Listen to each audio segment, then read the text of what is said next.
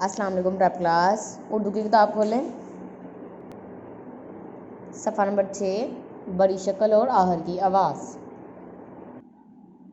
पहले है दरमियान की आवाज़, टेलीविज़न, टेलीविज़न। आगे है बड़ी शक्ल और ये इसकी आहर की आवाज़ पढ़ेंगे हम आज।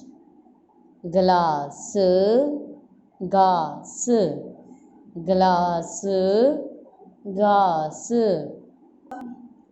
बारिश, खरगोश, बारिश, खरगोश।